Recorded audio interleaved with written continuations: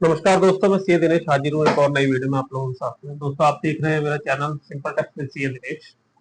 दोस्तों, वैसे तो हम अपने इस चैनल पे जीएसटी या इनकम टैक्स से रिलेटेड ही बातें करते हैं, लेकिन अभी क्योंकि एक जियो पॉलिटिकल टेंशन चल रही है, आप सबको पता होगा, जैसे कि यूएस, इसराइल और ईरान की वॉर चल रही है।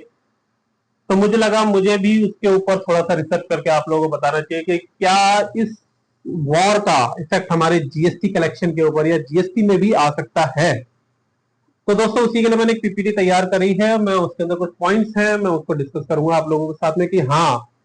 कि ये जीएसटी का जो असर होगा जीएसटी में भी, ये ईरान इजराइल वॉर का जो कॉन्फ्लिक्ट हो रहा है उसका असर जीएसटी में भी आ सकता है, और किस सेंस में आ सकता है। जीएसटी कलेक्शन बढ़ेगा या घटेगा, शॉर्ट टर्म में बढ़ेगा या लॉन्ग टर्म में बढ़ेगा, शॉर्ट टर्म में घटेगा या लॉन्ग टर्म में घटेगा,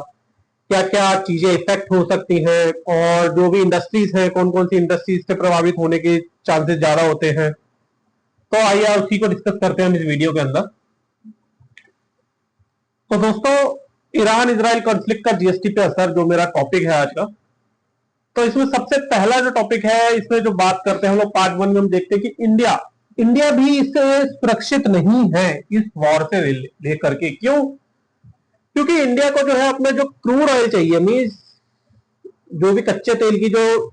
जरूरत है, वो इंडिया पूरी अपने आप नहीं कर सकता। मतलब खुद ही अपना जो है मैन्युफैक्चरिंग नहीं कर सकता, खुद ही एक्सट्रैक्ट नहीं कर सकता अपनी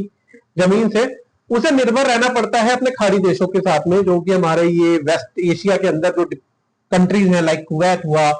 कतर है, दुबई है, ओमान है, ईरान है, ये इन पे भी डिपेंडेंट रहता है। यहाँ से इसको क्रूड ऑयल इंपोर्ट करना पड़ता है। ठीक है, तो ये हैविली डिपेंडेंट है। मींस जो इंडिया को है अपना 85 टू 90% जो क्रूड ऑयल है वो उसे इंपोर्ट करके लाना पड़ता है। हमारे यहाँ पे 15 टू 20% या 10%, 10 टू 15% ही हम लोग जो है खुद का कच्चा तेल निकाल सकते हैं। इसका रीजन क्या है कि हमारे को जो क्रूड ऑयल है वो इंपोर्ट करना ज्यादा सस्ता पड़ता है एज कंपेयर टू कि हम अपने यहाँ पर पूरा का पूरा प्लांट सेटअप कर रहे हैं उस क्रूड ऑयल को जमीन से, समुद्र से निकालने के लिए। तो मिडल ईस्ट की जो सप्लाई अभी जो डिस्टर्ब हो रही है, जैसे कि आप सुनने में आ रही है कि भैया ईरान ने स्ट्रेट ऑफ हॉर्मुज को ब्लॉक कर रखा है। तो क्योंकि उसने उसे ब्लॉक कर रखा है, तो उसकी वजह से क्या है, जो भी हम कतर से या फिर ईरान से या दुबई से या फिर कुवैत से जो हम लोग इंपोर्ट करते हैं क्रूड ऑयल को, वो हमारा डिस्टर्ब हो रहा है, जिसकी वजह से हमारे पास में क्रूड ऑयल जितना हमारे को जरूरत है हम उतना इंपोर्ट नहीं कर पा रहे हैं। ठीक है ना। तो इसलिए इंडिया में भी इसका असर देखने के लिए शुरू हो गया है। जैसा कि आपने देखा भी होगा कि भाई अभी न्यूज में दिखाते हैं कि भाई एलपीजी की शॉर्टेज हो रही है, या फिर डीजल के या पेट्रोल के प्राइस बढ़ सकते हैं इन फ्यूचर। शायद आपको पता भी हो, इंडियन ऑयल ने, एचपीसीएल ने, बीपीसीएल ने अपने प्रीमियम ऑयल के जो प्रीमियम पेट्रोल के जो प्राइसेस हैं वो बढ़ा दिए थे। शायद आपने सुना भी हो, बीच में अभी पीछे लास्ट वीक न्यूज आई थी इस चीज से रिलेटेड। तो इंडिया में भी इसका असर देखा जाएगा अगर क्रूड ऑयल का इंपोर्ट हमारा डिस्टर्ब होता है मिडल ईस्ट की वजह से। तो हाँ, उसका असर हमारे यहाँ पर भी जीएसटी कलेक्शन पर भी इसका पड़ सकता है। वैसे तो आपका पेट्रोल और डीजल जो है वो आपका जीएसटी के दायरे में आता ही नहीं है, वो जीएसटी से एग्जम्प्ट है। बट उसका असर हमारे जीएसटी पे किस तरीके से पड़ेगा, अब हम उसको डिस्कस करते हैं। तो अब चलते हैं हम लोग अपनी सेकंड स्लाइड में। तो दोस्तों, ये हमारी सेकंड स्लाइड, जिसमें मैंने लिख रखा है कि crude oil price sir, means अगर क्रूड ऑयल के प्राइस बढ़ते हैं तो उससे किस तरीके से जीएसटी में बढ़ेगा हमारा। ठीक है, तो सबसे पहला पॉइंट मैंने इसमें लिखा हुआ, कॉन्फ्लिक्ट से क्रूड ऑयल प्राइस बढ़ती है। मींस अब जब कॉन्फ्लिक्ट, जैसा कि आप देख ही रहे हैं कि जो वॉर चल रही है उसकी वजह से, क्योंकि स्ट्रेट ऑफ हॉर्मुज पूरा का पूरा डिस्टर्ब हो चुका है इस वजह से। ठीक है ना। अब उस कॉन्फ्लिक्ट की वजह से, क्योंकि ईरान ने उसको ब्लॉक कर रखा है, तो हमारे को जितना ऑयल इंपोर्ट करना है, जो टैंकर्स हमारे वहां गए वो फंसे हुए हैं, वो नहीं आ पा रहे जल्दी। उसकी वजह से हमारे क्रूड ऑयल के प्राइस आप देख भी रहे हो, अगर आप इंटरनेशनल मार्केट में देखेंगे तो वो हमारा $100 पर बैरल क्रॉस कर चुका है ऑलरेडी क्रूड ऑयल, जिसकी वजह से हमारा क्रूड ऑयल महंगा हो रहा है। तो जब क्रूड ऑयल महंगा आएगा हमारे पास में इस कॉन्फ्लिक्ट की वजह से, तो ऑब्वियसली बात है कि जब क्रूड ऑयल महंगा आएगा, हम यहाँ पे उसे प्रोसेस करेंगे, तो क्योंकि क्रूड ऑयल की कॉस्ट बढ़ गई है हमारी, तो ऑब्वियसली बात है कि हमारे पेट्रोल डीजल के प्राइस भी बढ़ेंगे। ठीक है, क्यों? और जब पेट्रोल डीजल के प्राइस बढ़ेंगे तो दोस्तों आपकी ट्रांसपोर्टेशन एंड लॉजिस्टिक कॉस्ट बढ़ेगी। क्यों? अब भाई कोई भी सामान को कहीं पहुंचाने के लिए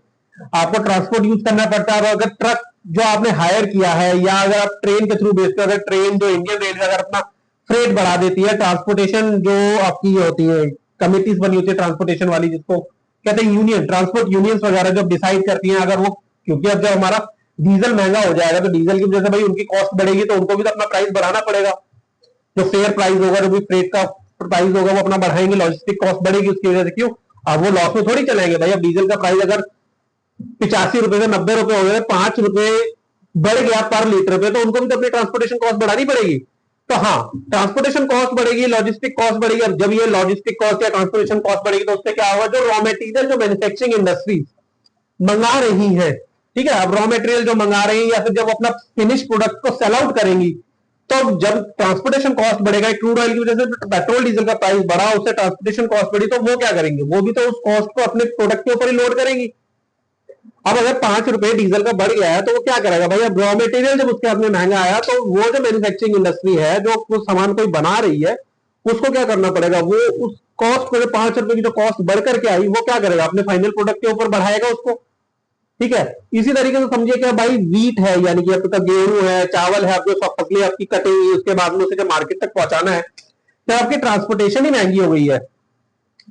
तो वो वीट का प्राइस भी तो पर केजी बढ़ जाएगा आपका, वो राइस का प्राइस भी तो पर केजी बढ़ जाएगा आपका। मतलब आपके खाद्यान्न जो खाद्य पदार्थ है उनकी भी कॉस्ट बढ़ेगी इसकी वजह से।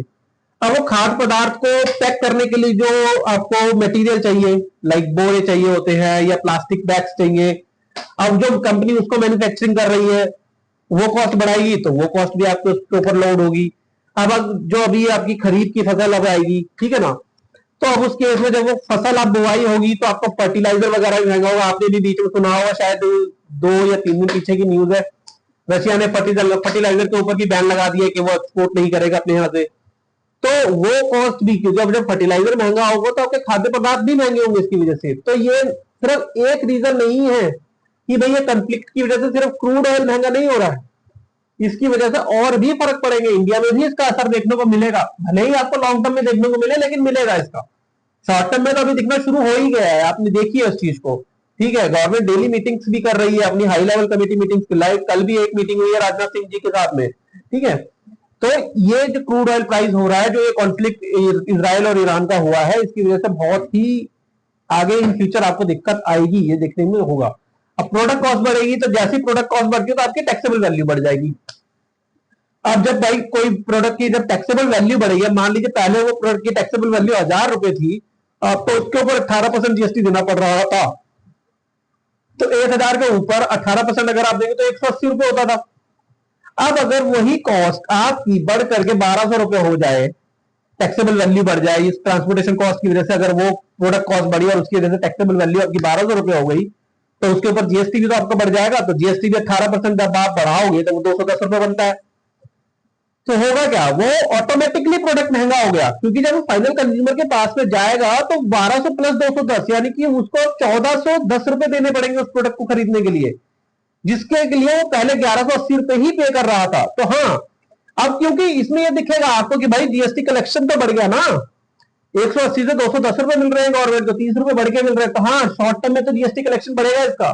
गवर्नमेंट को फायदा होगा, आपको दिखेगा कि जीएसटी कलेक्शन बढ़ रहा है। बट वो जीएसटी कलेक्शन जो बढ़ा है वो किस वजह से बढ़ा है, वो जो कंज्यूमर है उसकी परचेजिंग पावर की वजह से नहीं बढ़ा है, वो क्योंकि प्रोडक्ट महंगा हो गया, कंज्यूमर क्या करेगा, वो तो कम खरीदेगा ना, उसको कम खरीदेगा तो इन फ्यूचर भी वो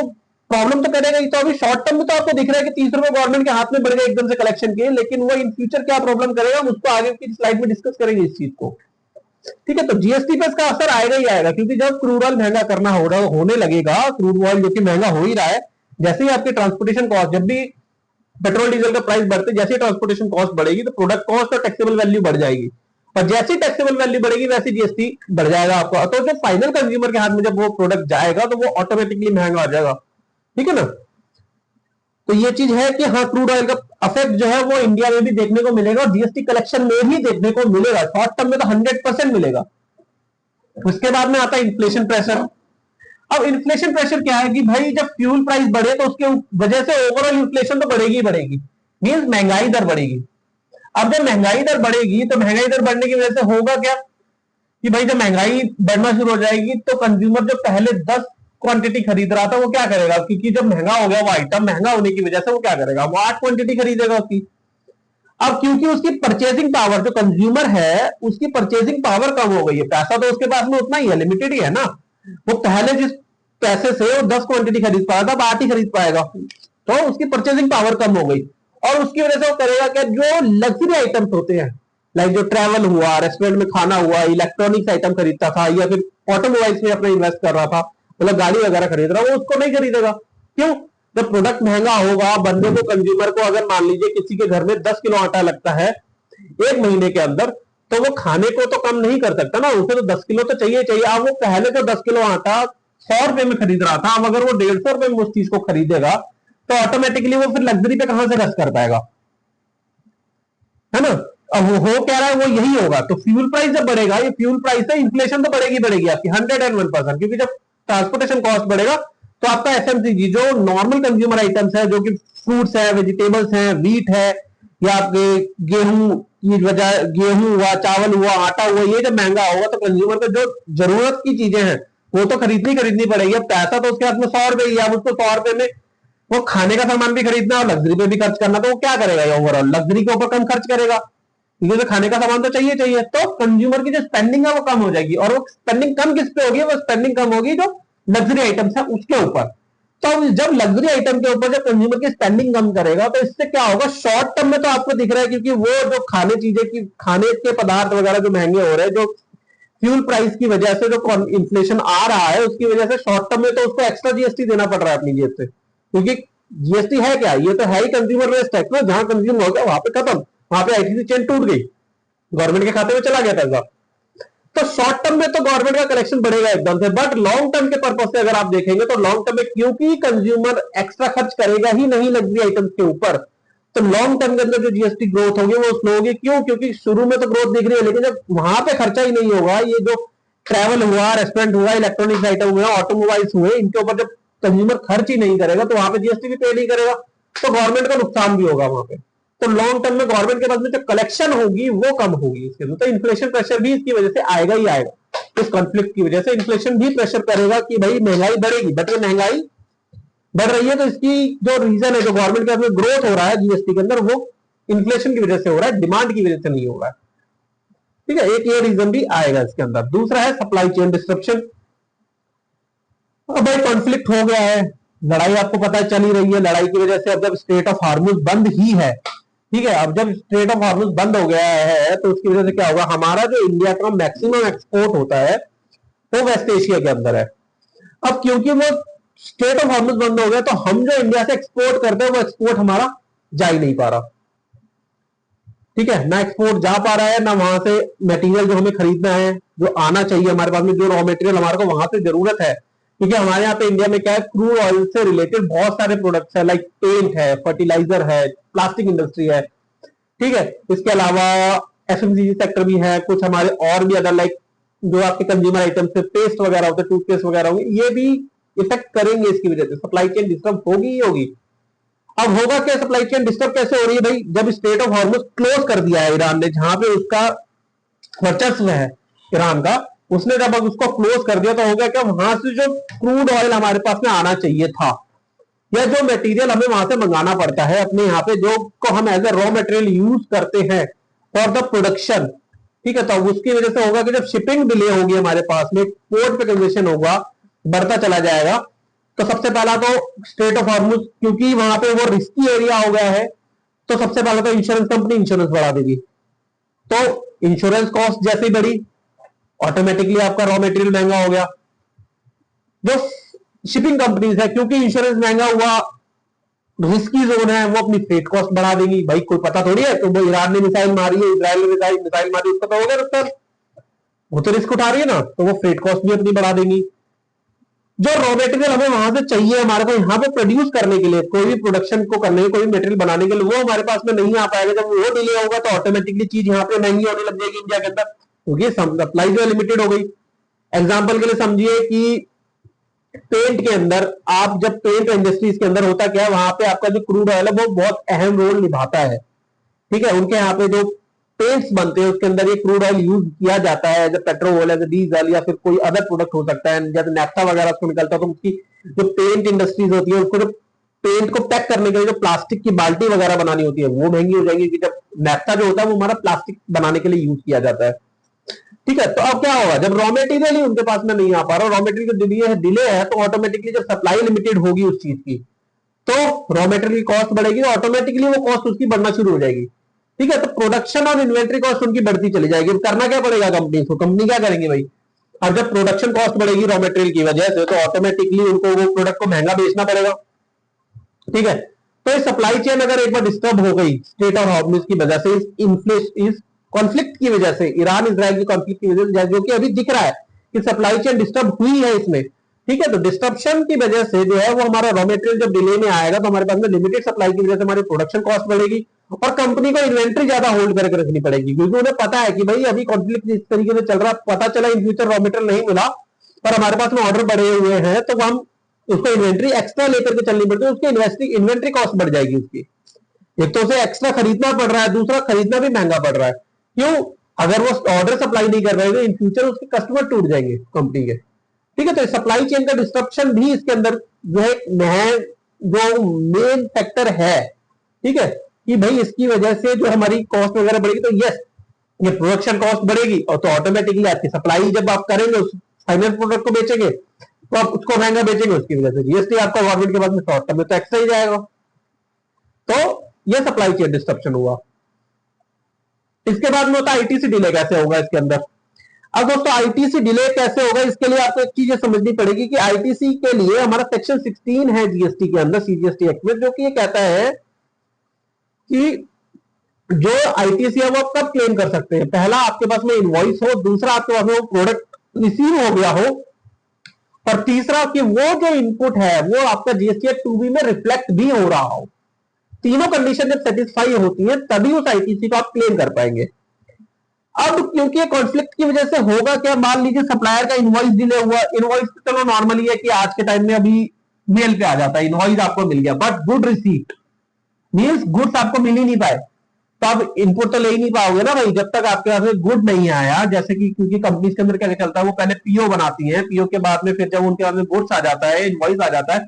तो गुड्स जब वो अपनी एंट्री करती है बुक्स के अंदर, तो पहले क्या होगा, फैक्ट्री के अंदर जीआरएन होता है। ठीक है, जीआरएन हुआ, गुड्स जैसे रिसीव हो गया, उसके बाद में इनवॉइस चढ़ेगा, देन आप उसके बाद में आपकी बुक्स में रिफ्लेक्ट होगा। जब आप जीएसटी 3B भरने के लिए जाएंगे, तो आप चेक करेंगे भाई वो इनवॉइस हमारा 2B में भी रिफ्लेक्ट हुआ कि नहीं हुआ, मीन सप्लायर ने उसे जीएसटी 1 में भरा भी है कि नहीं भरा। तो तीनों कंडीशन हमें देखनी पड़ती है उसके अंदर कि भाई हमारे पास में इनवॉइस भी आ जाना चाहिए, गुड्स भी रिसीव हो जाना चाहिए, और हमारे 2B में भी रिफ्लेक्ट हो जाए। ठीक है, अब आईटीसी डिले कैसे होगा, मान लीजिए सप्लायर ने क्या किया भाई, फंड की शॉर्टेज चल रही है उसके पास में, उसने कहा भाई फरवरी का बिल है, अब भाई मेरे पास में अभी क्या फंड नहीं आ पा रहे, क्योंकि मेरे पास में जो मेरा कलेक्शन है, क्योंकि मेरा प्रोडक्ट अभी जो बेच रहा हूं सामने पार्टी से पैसा नहीं आ पा रहा है, मेरा प्रोडक्ट बिक ही नहीं पा रहा, मेरा बिल तो कट गया लेकिन मेरे पास में फंड ही नहीं है जीएसटी जमा कराने के लिए। उसने क्या कहा, उसने कह दिया कि भाई ये जो इनवॉइस है मैं अगले महीने रिटर्न में फाइल करूंगा। ठीक है, अब क्योंकि उसने क्या करा, फरवरी के रिटर्न के अंदर वो बिल को डाला नहीं, आपके 2B में आया नहीं, आप इनको क्लेम नहीं कर पाएंगे, बट पेमेंट तो आपने कर दी, पेमेंट कर दिया आपने, क्योंकि पार्टी कह रही है मेरे को पेमेंट तो चाहिए, आपने पेमेंट तो कर दी, लेकिन अब जब पेमेंट मान लीजिए उसमें 10 दिन का टाइम पीरियड था, आपका बिल आया, आपको 10 दिन में पेमेंट करनी, आपने पेमेंट कर दी, बट जब पार्टी ने रिटर्न फाइल करी उसने बिल कोई नहीं दिखाया। आपने बात करी पार्टी से, पार्टी ने कहा मेरे पास फंड शॉर्टेज है, मैं नेक्स्ट मंथ भरूंगा, तो आपके लिए क्या हो गया, नुकसान होगा, आपकी वर्किंग कैपिटल ब्लॉक हो गई। क्यों, क्योंकि वो आईटीसी आपने पे तो कर दिया सामने वाली पार्टी को, सप्लायर को, बट आप उसे क्लेम नहीं कर पाएंगे अपनी जो आप अपनी जब सेल करेंगे, तो आपने अगर वो बिल दिखा दिया, कोई जो सेल बिल था जिसके ऊपर आउटपुट देना था, आप वो इनपुट को उसके अगेंस्ट में यूज ही नहीं कर पाएंगे, क्योंकि वो आपके 2B में रिफ्लेक्ट नहीं हुआ, सप्लायर ने इनवॉइस ही डिले कर दिया, उसने दिखाया ही नहीं। दूसरा रीजन क्या था, हमें गुड्स ही रिसीव नहीं हुआ,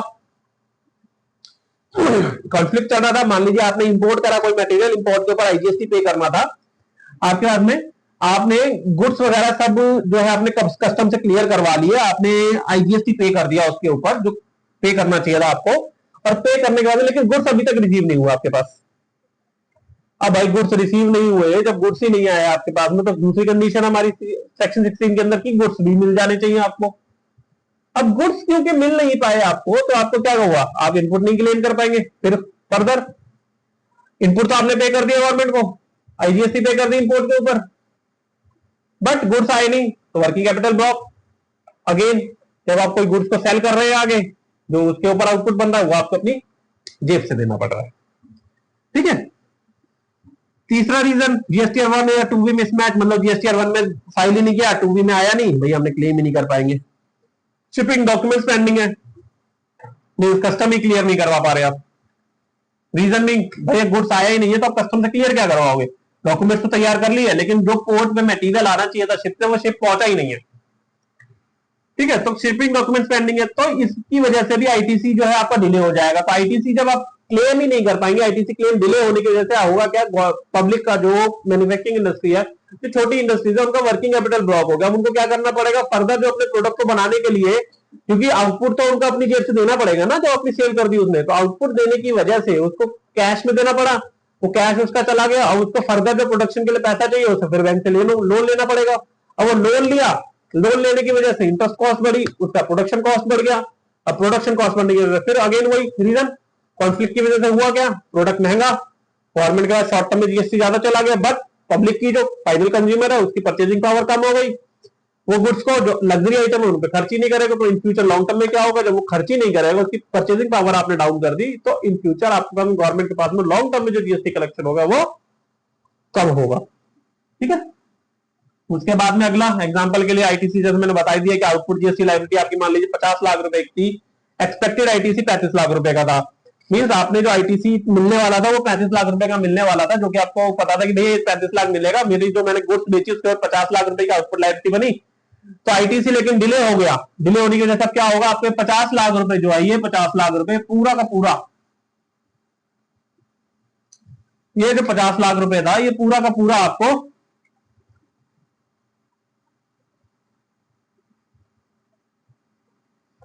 ये जो 50 लाख रुपए था, एक मिनट स्लाइड शो, अब जो होगा कि ये 50 लाख रुपए पूरा का पूरा आपको कैश में पे करना पड़ेगा। अब पे कैश में पे करना पड़ेगा, तो 50 लाख तो ये गया आपकी जेब से। अब 35 लाख रुपए आपका आईटीसी फंसा हुआ है,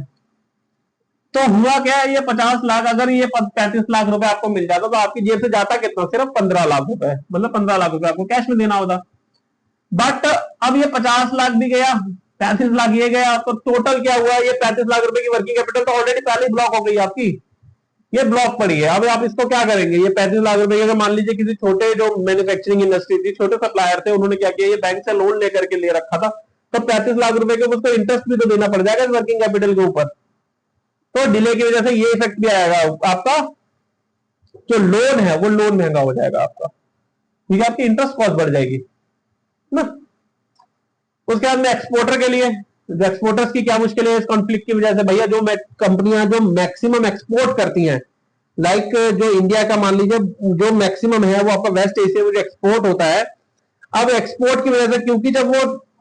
रूट बंद हो गया है, रूट में दिक्कतें हैं, शिपमेंट जा नहीं पा रहा, क्योंकि शिपिंग कंपनी मना कर रही है, भैया इंश्योरेंस महंगा है, उन्होंने इंश्योरेंस प्रीमियम बढ़ा दिया, इंश्योरेंस कंपनी, शिपिंग कंपनी ने अपनी जो कॉस्ट है वो बढ़ा दिया, रीरूट की वजह से कॉस्ट बढ़ रही है। ठीक है, तो अब होगा कि एक्सपोर्टर कहेगा भाई मेरे को जो प्रोडक्ट में भाई बेच रहा हूं बाहर, अब मैं जिसको बेचना है, मैं इस रूट से बेचता था तो मेरे को कुछ बचेगा भी, मैं अगर दूसरे रूट से भेजूंगा मेरे को लॉस हो जाएगा, तो एक्सपोर्ट पहले तो एक्सपोर्टर भेजेगा नहीं दूसरे रूट से, क्यों भाई, कॉस्ट महंगी पड़ रही है, इतने का तो उसका प्रोडक्ट नहीं उससे ज्यादा की, तो उससे क्या कहते हैं ये कार्टेज वगैरह पे करना पड़ रहा है, इंश्योरेंस प्रीमियम वगैरह जो है उसको एक्सपोर्ट करने के लिए पे करना पड़ रहा है, तो वो कहेगा मैं नहीं बेचूंगा भाई, तो मेरे नुकसान हो जाएगा। तो इसकी वजह से, इस कॉन्फ्लिक्ट की वजह से वो कह रहा है शिपमेंट डिले हो रही है, क्यों, दो शिप्स है वो पोर्ट पर ही खड़े हैं इंडिया में, वो जा ही नहीं पा रहे आगे, ठीक है, क्योंकि उनको क्लियर ही नहीं हो पा रहा है भैया आगे, क्योंकि खतरा है, वो नहीं लेके जाएंगे, वो उनको नुकसान हो जाएगा। तो एक्सपोर्टर की मुश्किल है कि भैया एक्सपोर्ट ही नहीं कर पा रहे मटेरियल, कार्गो की रीरूटिंग हो रही है, मतलब वो दूसरे रूट से लेके जा रहे हैं, जिसकी वजह से कॉस्ट बढ़ जा रही है उनकी। कस्टम क्लियरेंस डिले हो रही है, क्योंकि जब वो गुड्स को कस्टम क्लियरेंस डिले, मतलब अब जब जिस शिप की थ्रू जाना है, जो कंटेनर जिस शिप में जाना है, वो शिप जो है पोर्ट पर लग ही नहीं पा रहा, क्यों, क्योंकि पहले से दूसरे शिप खड़े हुए जिनको आगे क्लियरेंस ही नहीं मिल पा रहा है। इंश्योरेंस कंपनी ने अपना इंश्योरेंस प्रीमियम बढ़ा दिया है, क्योंकि वो कह रहे हैं भैया ये तो खतरे वाली जगह है, हम यहाँ पे इंश्योरेंस, यहाँ पे रिस्क बहुत ज्यादा है, अगर यहाँ पे जरा सा भी कुछ होगा तो ये आपको पता होगा कि इंश्योरेंस जो है, मेरीन इंश्योरेंस जो बहुत महंगे महंगे होते हैं, है ना, क्योंकि अगर जरा सा एक शिप भी अगर डूब जाता है तो करोड़ों रुपए का नुकसान इंश्योरेंस कंपनी को होता है, उनको प्रीमियम वो जो देना पड़ता है, जो आपको सेटलमेंट अमाउंट देना पड़ता है उनको, वो बहुत हैवी होता है, तो उनको इंश्योरेंस प्रीमियम उन लोगों ने बढ़ा रखा है। इसकी वजह से एक्सपोर्ट साइकिल स्लो हो गई है, क्योंकि जब पुराना एक्सपोर्ट जा ही नहीं पा रहा तो जो मैन्युफैक्चरिंग है इंडिया के अंदर वो क्या कर रहे हैं भाई, वो नया एक्सपोर्ट क्यों बनाएंगे, अब नया ऑर्डर क्यों लेंगे एक्सपोर्ट का। और इस एक्सपोर्ट की वजह से क्या होगा, एक तो एक्सपोर्टर की तो मुश्किलें हैं ही हैं, क्योंकि एक्सपोर्टर एक्सपोर्ट नहीं करेगा, दूसरा आपके पास में फॉरेन करेंसी भी नहीं आएगी। जब आप एक्सपोर्ट ही नहीं कर रहे हैं तो आपको फॉरेन करेंसी कहां से कंसिडर करोगे, कहां से मिलेगी आपको, ठीक है। तो एक्सपोर्टर की भी दिक्कतें हैं इसके अंदर। दूसरा है, इससे अगला है वो जीएसटी रिफंड चैलेंजेस। ये आपको पता होगा कि एक्सपोर्ट के केस के अंदर हम लोगों को जीएसटी रिफंड भी मिलता है, या फिर अगर हमने क्या कहते हैं जीरो रेटेड पे बेच दिया एक्सपोर्ट को, यानी एलईटी के थ्रू बेचा, तो हम लोगों ने जो इनपुट पे कर रखा है वो भी हम लोगों को वापस मिलता है, गवर्नमेंट हम रिफंड क्लेम करते हैं। तो आईजीएसटी रिफंड डिले हो रहा है, इसकी वजह से जीएसटी रिफंड नहीं ले पा रहे। क्यों? जब एक्सपोर्ट जाता है तो एक्सपोर्ट जाने के बाद में पूरी मैन्युफैक्चर जो प्रोसेस होता है पूरा का पूरा, कि भाई पहले शिपमेंट जाएगा, शिपमेंट डॉक्यूमेंट फाइल होंगे, एक्सपोर्ट जनरल मैनिफेस्टो वगैरह फाइलिंग होगी, उसके बाद में आपको जो है रिफंड मिलता है। बट जब ये डॉक्यूमेंट ही पूरे नहीं हो पाएंगे उस केस में, क्योंकि एक्सपोर्ट कब माना जाएगा, जब एक्सपोर्ट हो गया, वो चला गया गुड्स यहां से, जब वो पोर्ट ही नहीं छोड़ा अभी उसने, तो वो एक्सपोर्ट तो हुआ ही नहीं ना अभी। तो डॉक्यूमेंट पेंडिंग है, जब तक डॉक्यूमेंट पेंडिंग है तो एक्सपोर्टर अपना रिफंड क्लेम नहीं कर सकता। अब रिफंड क्लेम नहीं करेगा, उसकी फर्दर उसकी वर्किंग कैपिटल ब्लॉक हो गई, उसके बाद में लिक्विडिटी का प्रेशर है, क्योंकि पैसा ही नहीं है, उसका जो अमाउंट है जो आईटीसी का वो तो फंसा हुआ है ना। एक्सपोर्ट मान लीजिए उसने करा कि भैया एक्सपोर्ट में जीरो रेटेड पे करूंगा, एलयूटी पे फाइल करूंगा, मतलब एलयूटी मैंने फाइल कर रखा है, मैं जीरो रेटेड पे करूंगा, तो उसको जब रिफंड क्लेम करना है गवर्नमेंट से, गवर्नमेंट ये कहती है भैया हम पहले आप डॉक्यूमेंट तो पूरे करो। अब जब उसके बाद एक्सपोर्टर के पास में डॉक्यूमेंट ही नहीं है, तो जब बिना डॉक्यूमेंट के वो कैसे अपना रिफंड फाइल कर पाएगा। अब रिफंड क्योंकि पैसा अटक गया उसका, तो उसके ऊपर कंपनी के ऊपर, मैन्युफैक्चरिंग इंडस्ट्रीज के ऊपर क्या हो गया, लिक्विडिटी प्रेशर आ गया, पैसा ही नहीं है, वर्किंग कैपिटल ब्लॉक हो गई है भाई उसकी। तो वो फर्दर आगे जो प्रोडक्शन करना चाहेगा वो नहीं कर पाएगा, जिसकी वजह से क्या होगा, अगेन वो महंगी होगी चीजें, ठीक है ना। तो आईजीएसटी रिफंड डिले हो सकता है, एलयूटी रिफंड डिले होगा, शिपिंग बिल मिसमैच आएंगे क्योंकि वो मैच ही नहीं कर पाएंगे, एक्सपोर्ट जनरल मैनिफेस्ट पेंडिंग हो जाएगा, रिफंड में पैसा अटका होगा, लिक्विडिटी प्रेशर आ जाएगा मैन्युफैक्चरिंग इंडस्ट्रीज के ऊपर। उससे एग्जाम्पल के लिए एक्सपोर्टर में 1 करोड़ रुपए का ऑर्डर था उसके पास में, उसने जीएसटी पेड कर रखा था उसके इनपुट पे 12 लाख रुपए का। अब रिफंड 3 महीने डिले हो जाए तो 12 लाख रुपए ब्लॉक हो जाता है, तो स्मॉल एक्सपोर्टर पर ज्यादा असर पड़ेगा। कैसे? मान लीजिए एक्सपोर्ट का ऑर्डर 1 करोड़ का था, उसके ऊपर 12 लाख रुपए का इनपुट था, उसके बाद में वो इनपुट का रिफंड क्लेम कर रहा, बट क्योंकि वो 1 करोड़ का एक्सपोर्ट ऑर्डर जा ही नहीं पा रहा, ठीक है, वो मैन्युफैक्चरिंग कर दी, उसने प्रोडक्ट बना दिया, एक्सपोर्ट होना था, एक्सपोर्ट नहीं हो पा रहा क्योंकि वो स्टेट ऑफ हॉर्मुज ब्लॉक हो गया कॉन्फ्लिक्ट की वजह से। अब वो रिफंड मान लीजिए वो 3 महीने बाद अगर खुला तो वो 12 लाख रुपए तो उसका ब्लॉक हो गया ना उस एक्सपोर्टर का। स्मॉल एक्सपोर्टर के लिए तो ज्यादा दिक्कत हो जाएगी क्योंकि भाई उनके पास मतलब लिमिटेड वर्किंग कैपिटल है, वो बंदा कहां से इतना कैश लेकर के आएगा। वो तो यही था कि भाई मेरा जैसे एक्सपोर्ट में है, एक्सपोर्ट मेरा पूरा होगा, मेरे पास 12 लाख रुपए आ जाएगा, मैं फर्दर नया मेटेरियल खरीदूंगा और उसके बाद में फिर से अपना प्रोडक्शन बना करके फिर बेचूंगा। लेकिन जब पैसे ही ब्लॉक हो गया तो वो क्या करेगा, उसको तो फिर अपना बिजनेस ही बंद करके बैठना पड़ेगा, ठीक है। तो इससे क्या होगा, गवर्नमेंट के पास में शॉर्ट टर्म में तो ये जीएसटी दिख रहा है कि भाई 12 लाख रुपए गवर्नमेंट के पास गया हुआ है, बट लॉन्ग टर्म में क्या होगा, जब वो स्मॉल मैन्युफैक्चर एक्सपोर्टर बिजनेस ही बंद कर देगा तो गवर्नमेंट के लिए नुकसान होगा, इन फ्यूचर तो उसको कलेक्शन नहीं होगा ना। तो ये भी एक असर आएगा कॉन्फ्लिक्ट का, ठीक है। दूसरा उससे अगला है रूपी डेप्रिसिएशन एंड आईजीएसटी। अब इससे क्या होगा भैया, इसकी वजह से कॉन्फ्लिक्ट की वजह से आपका रूपी कमजोर हो रहा है। ये देखिए कि आप पहले तो $1 83 रुपए का था, आज की डेट में $1 95 रुपए का हो गया है। तो अब इसमें होता क्या, आप जब इंपोर्ट करते हैं मटेरियल्स को किसी कंट्री से, आपको यूएसडी में अगर पेमेंट करनी है तो मान लीजिए 15,000 यूएसडी था, उस 15,000 यूएसडी को आप पहले 83 रुपए के हिसाब से खरीदते तो आपको आईजीएसटी कम देकर देना पड़ता उसके ऊपर। अब वही अगर आप 95 रुपए के हिसाब से खरीदोगे यूएसडी को, तो 15,000 इंटू 95 करेंगे तो जो भी अमाउंट आएगा उसके ऊपर जो आईजीएसटी है वो आपको एक्स्ट्रा देना पड़ेगा, आईजीएसटी जो इंपोर्ट के ऊपर बढ़ जाएगा। अब जैसे आईजीएसटी बढ़ा, ठीक है, इवन तो वो आपका आईजीएसटी जो है आप क्लेम कर लेंगे, आईटीसी क्लेम हो जाएगा, लेकिन हुआ क्या, आपकी परचेजिंग पावर तो कम हो गई ना कंपनी की, वो रॉ मटेरियल कम खरीद पा रही है, अब रॉ मटेरियल तो कम खरीद पा रही है लेकिन जीएसटी ज्यादा देना पड़ रहा है। अब जब रॉ मटेरियल कम आएगा उसके पास में, कम रॉ मटेरियल में प्रोडक्शन कम कर पाएगी, आगे सप्लाई कम दे पाएगी, तो ऑटोमेटिकली डिमांड ज्यादा है, सप्लाई कम होगी, तो ऑटोमेटिकली वो प्रोडक्ट जो है वो महंगा होने लगेगा, और जिसकी वजह से प्रोडक्ट महंगा होगा तो उसको गवर्नमेंट को शॉर्ट टर्म में तो ज्यादा मिलेगा, लेकिन लॉन्ग टर्म में क्योंकि अब उसकी डिमांड कम हो गई है तो लॉन्ग टर्म में उसका इफेक्ट आएगा, गवर्नमेंट को जीएसटी कम मिलेगा इस केस में, ठीक है। तो एक ये भी इफेक्ट इस पे पड़ेगा, गवर्नमेंट की कलेक्शन बढ़ती जाएगी अभी शुरू में, लेकिन लॉन्ग टर्म में देखेंगे तो कम हो जाएगी। तो बिजनेस की कॉस्ट भी इसकी वजह से बढ़ती है, रूपी डेप्रिसिएशन होगा तो हमारे इसी वजह से, अगर रूपी डेप्रिशिएट हो रहा है, ठीक है, और वो हो रहा है, आप देखिए मार्केट को डेली, अगर मार्केट देखेंगे तो ऑल डेली फ्लक्चुएशन में 94, 95, 94, 95 अब तक अभी डॉलर चल रहा है इस टाइम पे, तो क्योंकि इंपोर्ट महंगा होगा, इंपोर्ट महंगा होने की वजह से कंपनी की जो मैन्युफैक्चरिंग इंडस्ट्री जो बिजनेस कॉस्ट बढ़ेगी, तो ये ऑटोमेटिकली प्रोडक्ट को महंगा करेगा। लॉन्ग टर्म इंपैक्ट क्या होगा जीएसटी के ऊपर, जो कि मैं आप पीछे से बताता हुआ आ रहा हूं इस वीडियो के अंदर। लॉन्ग टर्म में क्या होगा, डिमांड स्लो डाउन हो जाएगी। जैसे डिमांड स्लो डाउन होगी, डिमांड स्लो होने की वजह से इन्फ्लेशन का प्रेशर आ रहा है, उसके बाद में एक्सपोर्ट डिस्टर्ब हो रहा है, आईटीसी ब्लॉकेज हो रहा है, जीएसटी कलेक्शन ग्रोथ कमजोर हो सकती है इन फ्यूचर लॉन्ग टर्म के अंदर। क्योंकि अगर अभी से जो है पब्लिक के पास में जब उसके बाद में परचेजिंग पावर ही नहीं बचेगी, तो वो लग्जरी आइटम्स पे खर्च नहीं करेगा। लग्जरी आइटम पे खर्च नहीं करेगा तो ऑटोमेटिकली गवर्नमेंट के पास में जो लग्जरी आइटम से रिलेटेड जीएसटी जाता था वो इन फ्यूचर कम मिलेगा, और गवर्नमेंट का जीएसटी कलेक्शन होगा ऑटोमेटिकली कम हो जाएगा। Luxury item like electronics item, automobiles, ठीक है, ट्रैवल, रेस्टोरेंट, इस तरीके का होगा। इन्फ्लेशन प्रेशर का क्या मतलब है, जब प्रोडक्ट महंगा होगा, जैसे प्रोडक्ट महंगा होगा तो पब्लिक क्या करेगी, उसकी डिमांड घटाना शुरू कर देगी। ठीक है, तो क्योंकि इन्फ्लेशन कैसे आ रही है, जैसे यहां पे प्रोडक्ट महंगा हो रहा है, क्रूड ऑयल महंगा हो रहा है, उसकी वजह से ट्रांसपोर्टेशन बढ़ रही है, तो प्रोडक्ट महंगा हो रहा है, प्रोडक्ट के ऊपर वो कॉस्ट लोड होती चली जा रही है, तो वो पब्लिक की परचेजिंग पावर को कम कर रहा है। एक्सपोर्ट डिस्ट्रप्शन, क्योंकि वो शिपमेंट महंगी है, इंश्योरेंस प्रीमियम महंगा है, स्टेट ऑफ हॉर्मस क्लोज है, जहां पे हमें एक्सपोर्ट करना है वहां तक एक्सपोर्ट शिपमेंट जा ही नहीं पा रहा है, शिपिंग कंपनी पहुंच ही नहीं पा रही है, उन्होंने मना कर दिया है, रीरूट होकर के जा रहा है, जिसकी वजह से प्रोडक्ट लेट पहुंच रहा है, तो ये एक्सपोर्ट भी डिस्टर्ब कर रहा है। ठीक है, तो जहां पे हमारे को प्रोडक्ट भेजना था, जब वहां पे प्रोडक्ट लेट पहुंचेगा तो वहां से पैसा भी लेट मिलेगा, तो एक ये भी रीजन होगा। लॉन्ग टर्म होगा कि भाई आप जब रीरूट होकर के जाएगा तो जो इंडिया में जो पैसा आने वाला फॉरेन करेंसी में वो कम आएगा, जिसकी वजह से भी हमारा रुपी भी डेप्रिशिएट करेगा। उस चीज को इससे भी लिंक करके देखिए आप। आईटीसी ब्लॉकेज, आईटीसी ब्लॉकेज का मतलब कि भैया आप जो प्रोडक्ट है, वो जब प्रोडक्ट आपके हाथ में रिसीव ही नहीं हो पाया तो आपने क्या करा, इनपुट तो पे कर दिया, लेकिन जब तक प्रोडक्ट रिसीव नहीं होगा तब तक आप उसका इनपुट क्लेम नहीं कर सकते, या सामने वाली पार्टी ने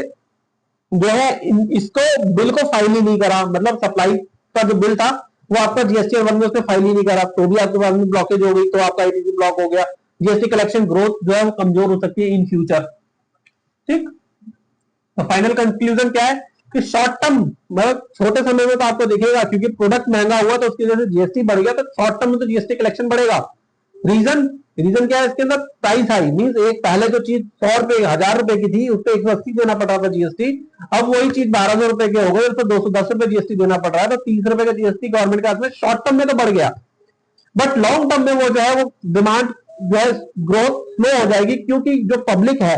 इस इन्फ्लेशन की वजह से, इस महंगाई की वजह से लग्जरीज पर खर्च नहीं करेगी, जिसकी वजह से गवर्नमेंट के हाथ में जो लग्जरी आइटम से रिलेटेड जो जीएसटी मिल रहा था वो जीएसटी गवर्नमेंट के पास में पहुंचेगा ही नहीं, जिसकी वजह से लॉन्ग टर्म में जो है उसकी डिमांड लाइक ऑटोमोबाइल की, जब पब्लिक के पास में पैसा इतना ही है जिससे वो अपनी जरूरत ही पूरी कर सकती है, तो कहां गाड़ियों में खर्च करेगा, कहां इलेक्ट्रॉनिक आइटम में खर्च करेगा, तो उसकी ऑटोमेटिकली लॉन्ग टर्म में उसकी डिमांड कम होगी, जीएसटी की ग्रोथ कम हो जाएगी। तो जीएसटी ग्रोथ हमेशा हेल्दी इकोनॉमी का संकेत नहीं होती। मतलब अगर आपको दिख रहा है कि गवर्नमेंट अभी ये दिखा दे, अब आप देखेंगे जैसे आपका मार्च खत्म होगा,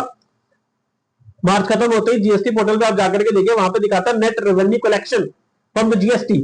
ठीक है, तो वो देखिएगा, अगर वो बढ़ा हुआ दिख रहा है तो ये देख के चलिएगा कि भैया वो किस वजह से बढ़ा है। वो चीज आपको बहुत चीजें देखनी होती है, ये चीजें देखनी चाहिए कि जीएसटी जो गवर्नमेंट कह रही है भैया रेवेन्यू कलेक्शन हमारा इतने से इतना बढ़ गया है, ये किस वजह से बढ़ा, ये डिमांड बढ़ी है उसकी वजह से बढ़ा है, या फिर प्रोडक्ट महंगा हो गया उसकी वजह से बढ़ा है। हमेशा ये ध्यान रखिएगा, जब प्रोडक्ट महंगा होने की वजह से जीएसटी बढ़ती है हमारी, तो हमारी हेल्दी इकोनॉमी नहीं है, वो इन्फ्लेशन दिखा रही है कि मंदी आने वाली है। भैया डिमांड कम हो रही है बंदे के पास में, मतलब उसकी परचेसिंग पावर कम है, वो जो जीएसटी बढ़ा है वो प्रोडक्ट महंगा होने की वजह से बढ़ा है। लेकिन अगर वो ग्रोथ डिमांड बढ़ी है उसकी वजह से जीएसटी का कलेक्शन गवर्नमेंट का बढ़ गया, तो वो एक हेल्दी इकोनॉमी है कि भैया खपत भी इंडिया के अंदर, मतलब जो पब्लिक है वो उसको खपत ज्यादा कर रही है, किसी चीज की ज्यादा खपत हो रही है और उसकी वजह से गवर्नमेंट का जीएसटी बढ़ रहा है। ठीक है, तो ये इंफॉर्मेशन थी मेरी तरफ से कि भैया ईरान और इजराइल वॉर का कंफ्लिक्ट की वजह से जीएसटी कलेक्शन के ऊपर क्या दिक्कत आ रहा है। तो अगर मेरा ये एनालिसिस आपको अच्छा लगे तो मेरे चैनल को लाइक करें, शेयर करें अपने दोस्तों के साथ में, और मेरे चैनल को सब्सक्राइब कर दें। मैं दिनेश आपसे मिलूंगा अगली वीडियो में। ठीक है, मैं दिनेश आपसे मिलूंगा अगली वीडियो में, और अगर ऐसी अपडेटेड वीडियो और जीएसटी से रिलेटेड कोई भी आपकी क्वेरी हो तो आप मेरे यूट्यूब पेज के ऊपर मुझे कमेंट कीजिए, मैं आपकी डेफिनेटली हेल्प करूंगा उस चीज से रिलेटेड। और मेरी जो जीएसटी की एक प्लेलिस्ट मैं अपनी बनाता जा रहा हूं, उसके अंदर मैं सारे सेक्शन लगभग धीरे धीरे करके कवर कर रहा हूं। तो अगर आपको जीएसटी में कोई किसी सेक्शन में पर्टिकुलर सेक्शन में प्रॉब्लम आती है तो आप मेरी प्लेलिस्ट आकर के चेक करिए, वहां पे आपको डेफिनेटली आपका रिजॉल्व हो जाएगा कि उससे जीएसटी एक्ट में जो चीजें लिखी हुई है मैं वहां पे क्लियरली लेवल लैंग्वेज में एक्सप्लेन करता हूं। मैं दिनेश मिलूंगा आपसे अगली वीडियो में, तब तक के लिए बाय बाय।